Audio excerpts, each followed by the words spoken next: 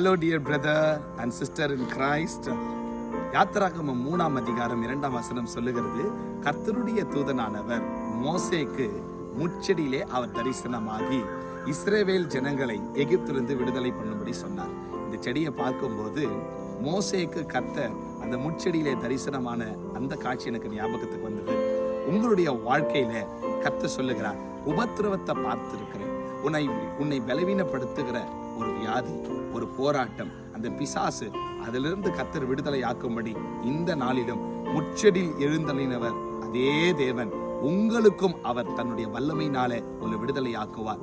யோவான் 8ஆம் அதிகாரம் 32வது வசனம் சொல்லுகிறது, குமாரன் உங்களை விடுதலை ஆக்கினால் மெய்யாகவே நீங்கள் விடுதலை ஆவீர்கள். அப்ப if the son of the Lord will set you free, you will free indeed. Yes, நிச்சயமாகவே நீங்கள் விடுதலை ஆவீர்கள். உங்களுக்கு 1000 பிரச்சனையா இருக்கட்டும், அன்றைக்கு முச்செடியிலே எழுந்தள்ளி ஆண்டவர் இந்த மோசைக்கு பேசின தேவன் இன்றைக்கும் உங்களுக்காக எழுந்தருளுவார். அவர் எழுந்தருளி உங்களுக்கு இருக்கிற பிரச்சனைகளை நீக்கி போடுவார். விசுவாசிக்கிறீங்களா? என் பிரச்சனை இன்றோடு முடிந்தது என்று சொல்லுகிறவங்க ஒரு லைக் போடுங்க, ஆமேன் போடுங்க. கர்த்தர் உங்களோடு கூட இருந்து உங்களை ஆசீர்வதிப்பார். ஆமேன்.